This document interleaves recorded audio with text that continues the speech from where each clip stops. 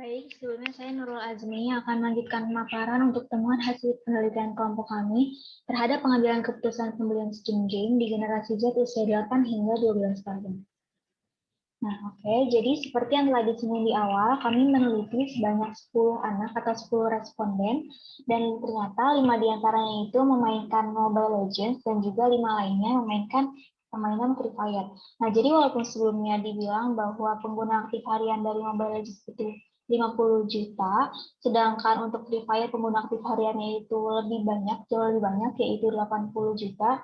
Tetapi kalau di responden kami yang hanya 10 orang itu, ternyata antara Mobile Legends dan juga Free Fire itu setara gitu, sama-sama 5 orang dan juga 5 orang. Nah, jadi bisa dibilang kalau brand awareness Mobile Legends dan juga Free Fire di antara para responden kami itu tingkatnya sama. Kemudian selanjutnya adalah tentang alasan mereka atau dorongan dalam diri mereka ketika ingin membeli skin. Nah, sebenarnya di sini kami tidak memberikan opsi kepada para responden, tetapi ketika datanya semua terkumpul, memang bisa lihat adanya pola jawaban yang berulang kayak gitu. Seperti 4 poin ini, yang keempatnya itu saling berkaitan satu sama lain. Nah, yang pertama itu mereka kalau misalnya ingin beli skin itu, mereka akan merasa menjadi lebih jago, dan bukan hanya merasa lebih jago tapi juga terlihat lebih jago gitu, karena mereka memiliki skin langka misalnya, sehingga skin yang langka itu bisa mereka pamerin. Hal itu juga berlaku ketika mereka memiliki skin yang keren, sama-sama bisa dipamerin dan bikin mereka terlihat lebih jago. Jadi alasannya itu lebih kepada peningkatan self image, baik itu dari diri mereka ke diri mereka sendiri, maupun asumsi mereka bagaimana orang lain melihat diri mereka. Nah, selanjutnya di sini kami juga menanyakan sumber uang mereka dalam pembelian skin game. Nah, ternyata lebih banyak anak yang menggunakan uang pribadinya dibandingkan minta dulu nih ke orang tua sebelum melakukan pembelian. Nah, walaupun sebenarnya ya tetap semuanya itu menggunakan uang dari orang tua karena emang belum memiliki pendapatan, tapi 6 orang ini yang menggunakan uang pribadi itu lebih kepada anak-anak yang menyisihkan uang jajannya, uang sakunya ditabung dulu, baru dibelikan skin game buat beli diamond untuk beli skin game gitu. Hal ini juga berkaitan dengan temuan kami berikutnya, yaitu 80% atau 8 dari 10 orang beranggapan bahwa skin game ini hanya sebuah keinginan, bukan kebutuhan. Nah, untuk 6 orang yang menggunakan uang pribadi untuk membelikan skin game itu, keenamnya itu sama-sama beranggapan kalau misalnya skin game itu keinginan. Jadi kayak mereka merasa lebih bertanggung jawab atas pengeluaran biaya untuk mendapatkan diamond untuk beli skin game ini gitu. Sedangkan untuk 2 orang yang menganggap skin game ini merupakan sebuah kebutuhan, keduanya menggunakan uang dari orang tuanya gitu.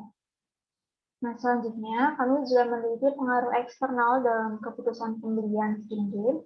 Di sini ada 2 aspek. Yang pertama pengaruh pandemi, dan juga yang kedua adalah pengaruh sosial. Yang pertama, kalau pengaruh pandemi itu, temuan kami mengatakan bahwa 70% anak atau 7 dari 10 anak mengalami peningkatan intensitas bermain game. Nah, hal ini berkaitan dengan PJJ kayak gitu. Kemudian juga pembatasan untuk bermain dengan orang lain secara offline gitu, karena akan ada sentuhan kontak dan juga lebih riskan dibandingkan dengan bermain game secara online. Nah, tapi ternyata walaupun ada 7 anak yang mengalami peningkatan intensitas bermain gamenya, hanya 5 nih diantaranya yang merasa terpengaruhi intensitas pembelian skin gamenya. Jadi ada 7 anak yang main gamenya itu lebih lama karena pandemi, tapi cuma 5 anak yang beli skin itu lebih banyak ketika pandemi. Jadi untuk sisa 2 anaknya itu tidak mengalami perubahan signifikan dalam intensitas pembelian skin game saat pandemi. Kemudian untuk aspek eksternal yang kedua adalah faktor sosial. Di sini ternyata teman itu memegang peranan yang paling besar dalam pengaruh pembelian skin game. Nah, kemudian disusul dengan keluarga, saudara, kerabat, itu memegang peranan sebesar 30%, baru sisanya dari YouTuber yaitu 10% atau hanya satu di antara 10 anak. Nah, jadi yang bisa kita lihat di sini adalah ternyata orang-orang yang memiliki ikatan dengan kita atau ikatan dengan mereka, para responden yang kenal secara langsung dan juga sama-sama mainkan permainan itu bersama mereka, itu memiliki pengaruh yang lebih besar dibandingkan dengan YouTuber yang sebenarnya notabene adalah seorang influencer kayak gitu, tapi tidak kenal secara langsung oleh para responden kami gitu. Jadi YouTuber ini memegang peranan yang lebih kecil. Nah, itu untuk grafik dari hasil temuan kami. Selanjutnya, di sini kita akan membahas marketing mix yang diterapkan oleh baik Free Fire maupun Mobile Legends dalam produk skin game-nya. Nah, di marketing mix ini kami akan bahas 4P, yaitu produk, price, dan juga promotion. Yang pertama, produknya dulu, yang sudah disinggung dari awal, kami meneliti tentang skin game pada aplikasi Free Fire dan juga Mobile Legends. Nah, untuk spesifiknya, kita bisa lihat di list yang ini.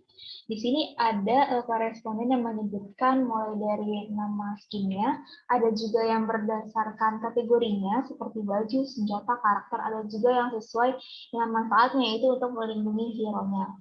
Nah, kalau misalnya untuk produk skin game yang contoh langsung ke namanya ini, ada yang Stan Elite, Mama, Epic, Starlight, Ballet Dancer, dan lain sebagainya. Nah, kemudian untuk price-nya, sebelumnya juga telah disebutkan bahwa untuk mendapatkan skin game ini perlu ada beberapa cara. Salah satunya adalah dengan top up diamond dulu. Nah, untuk mendapatkan diamond ini bisa didapatkan dimulai dari Rp10.000 hingga jutaan rupiah. Tetapi untuk target market yang kami pilih itu kan 8 hingga 12 tahun, yang mana mereka belum ada pendapatan pribadi. Jadi, mereka ini lebih cenderung top up ke harga yang masih terjangkau. Rata-rata itu ketika ditanya, jarang yang menjawab kalau mereka sekali top up itu di atas 100.000. Lebih sering di angka 20.000 sampai 50.000 gitu. Nah, kemudian untuk yang ketiga yaitu face, di mana kita bisa mendapatkan diamond untuk membeli skin game. Itu sebenarnya ada banyak caranya. Yang pertama itu kita bisa melakukan transaksinya itu di Indomaret, kemudian juga Alfamart, dan juga bisa melalui e-commerce dan juga pihak ketiga. Nah, pihak ketiga ini tuh terkadang jual diamondnya itu juga harganya bermacam-macam, nggak mesti sama harganya dengan harga official yang ada di game tersebut di Free Fire maupun Mobile Legends kayak gitu.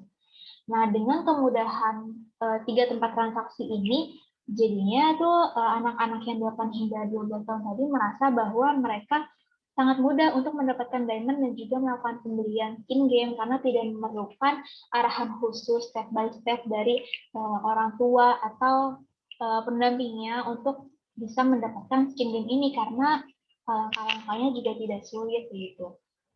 Kemudian untuk aspek marketing yang terakhir yaitu promotion, di sini ada beberapa pendukung. Kita bisa lihat di list yang ini sebagai key driver mereka, motivasi mereka itu apa dalam melakukan pembelian. Di sini ada yang karena skinnya keren, kemudian akan berguna dan juga langka, bisa dipamerin, skillnya bagus, dan juga bisa melindungi hero. Jadi membuat apa ya? Hero itu jadi lebih bagus, lebih keren, dan lebih tangguh gitu.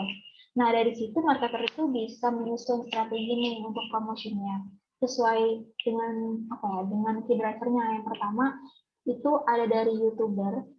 Walaupun tadi dari penelitian kami itu hanya 1 di antara 10 orang yang lebih terpengaruh pada YouTuber, tapi hal itu menunjukkan bahwa YouTuber ini masih memegang kendali kayak gitu.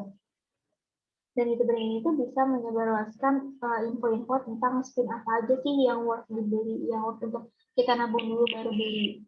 Nah, kemudian yang kedua ada event. Nah, kami juga menemukan bahwa para responden kami itu banyak yang melakukan pembelian ketika ada event, karena di event ini dari Free Fire dan juga Mobile Legends itu sering mengadakan promosi-promosi yang ada jangka waktunya dan juga skinnya itu nggak dikeluarkan pada event-event lainnya gitu. Jadi bisa dibilang kayak limited edition-nya gitu.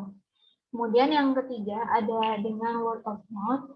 Hal ini juga selaras dengan hasil penelitian kami bahwa 9 dari 10 orang itu lebih terpengaruh pada orang-orang terdekat yang juga memainkan game serupa. Nah, jadi di sini tuh antar orang, antar kerabat, antar teman itu bisa menyebarluaskan berita tentang apa aja sih skin-skin yang lagi promo, apa aja skin-skin yang lebih murah, kemudian juga apa ya terjangkau tapi sangat berguna atau sangat keren kayak gitu. Nah, itu tadi marketing mix yang digunakan oleh Free Fire dan Mobile Legends. Selanjutnya akan diteruskan analisisnya dan juga rekomendasi oleh rekan saya. Terima kasih.